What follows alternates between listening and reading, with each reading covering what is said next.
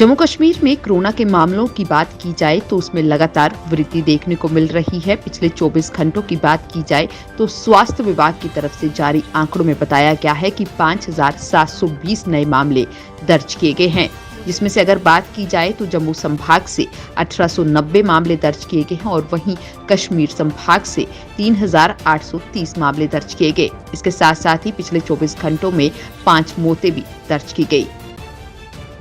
जम्मू कश्मीर में विधानसभा क्षेत्रों के परिसीमन के कार्य के अंतिम चरण के तहत परिसीमन आयोग फरवरी महीने में अपनी अंतरिम रिपोर्ट को सार्वजनिक करेगा। करीब 15 दिनों का समय लोगों को आपत्तियां और सुझाव देने के लिए दिया जा सकता है। उच्च पद सूत्रों के अनुसार प्रदेश के सांसदों के साथ बैठक के बाद परिसीमन आयोग अब अंतरिम रिपोर्ट को सार्वजनिक करने की तैयारी में जुटा हुआ है। जम्मू श्रीनगर राष्ट्रीय राजमार्ग पर शुक्रवार को अमृतसर से आया एक ट्रक खड़ा मिला, जिसको लेकर बताया जा रहा है कि इसमें चालक एवं सह चालक मनजीत सिंह पुत्र दलजीत सिंह और जितेंद्र सिंह पुत्र मंगल सिंह दोनों निवासी मकबूलपुरा अमृतसर के सवार थे। वहीं कुछ लोगों ने दावा किया है कि उन्होंने इन दोनों को दरिया चिनाब में डूबते हुए देखा है, जबकि लोगों की सूचना के बाद एसएसपी रामबन मोहिता शर्मा के नेतृत्व में पुलिस गोताखोरों की मदद से दोनों की तलाश कर रही थी। पुलिस ने ट्रक से मिले दस्तावेजों के आधार पर दोनों के डूबने वालों की लोगों की पहचान की है, जबकि उनके परिवार वालों से संपर्क कर मामले की जानकारी भी दी गई। वन्य जीव विभाग ने कड़ी मशक्कत के बाद द्रांगनाड कलेर शोपियान में पानी की टंकी में फंसे एक जंगली बालू को शांत कराया। बता दें कि स्थानीय लोगों ने खाली पानी की टंकी से आवाज सुनी और साथ ही साथ इसकी जानकारी पुलिस और वन्य जीवन को सूचित की।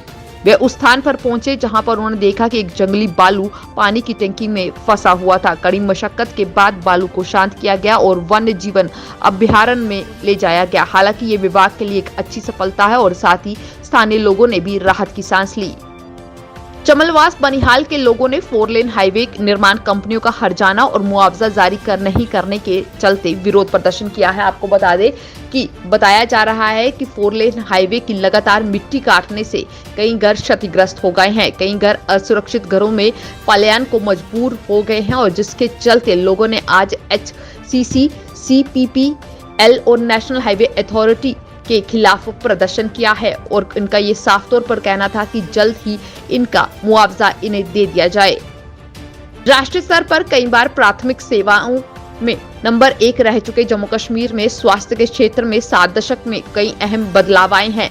बाल मृत्यु दर से लेकर अस्पतालों में सुविधाओं तक में सुधार हुआ है और अब हर दूसरे जिला में मेडिकल कॉलेज खुल गया है। यही नहीं, कई निजी अस्पताल भी अब जम्मू कश्मीर में आ रहे हैं। सबसे बड़ा बदलाव, हर परिवार को 5 लाख रुपए तक का स्वास्थ्य बीमा का लाभ मिलना है।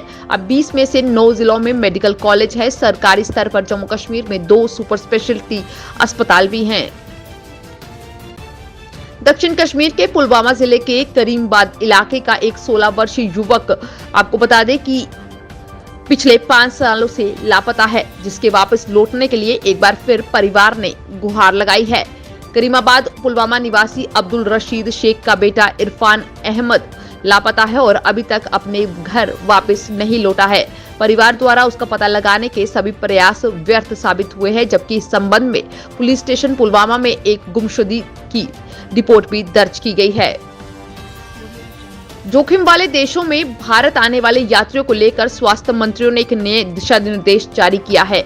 22 जनवरी से जोखिम वाले देशों से आने वाले अंतर्राष्ट्रीय यात्रियों के लिए आइसोलेशन में रहना अनिवार्य नहीं है। निर्देश के अनुसार यदि कोई परीक्षण में कोरोना पॉजिटिव पाया जाता है तो उनके नमूनों में आगे INSA-CoG प्रयोगशाला नेटवर्क में जीनोम परीक्षण के लिए भेजा जाना चाहिए। उन्हें निर्धारित मानक प्रोटोकॉल के अनुसार उनका इलाज किया जाएगा या अलग रखा जाएगा। इंडिया गेट पर नेताजी सुभाष चंद्र बोस की मूर्ति लगाई जाएगी। इस बात की जानकारी प्रधानमंत्री नरेंद्र मोदी ने ट्वीट करके दी है। उन्होंने अपने ट्वीट में लिखा कि ऐसे समय पर जब पूरा देश नेताजी सुभाष चंद्र बोस की 125वीं जयंती मना रहा है, मुझे यह बताते हुए खुशी हो रही है कि ग्रेनाइट से बनी उनकी भव्य प्रतिमा इंडिया गेट पर स्थापित की जाएगी। यह उनके प्रति भारत के ऋणी होने का प्रतीक होगा।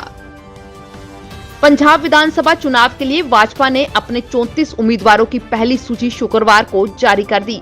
भाजपा महासचिव दुष्यंत गौतम ने उम्मीदवारों की सूची जारी की। भाजपा के राष्ट्रीय महासचिव तरुण चुग ने बताया कि पार्टी की पहली सूची में किसान परिवार से ताल्लुक रखने वाले 12 उम्मीदवारों को, अनुसूचित जाति समुदाय के 8 लोगों को और 13 सिखों को टिकट दिया गया है। सूची में डॉक्टर, वकील, खिलाड़ी, किसान, युवा, महिलाएं और पूर्व IAS शामिल हैं।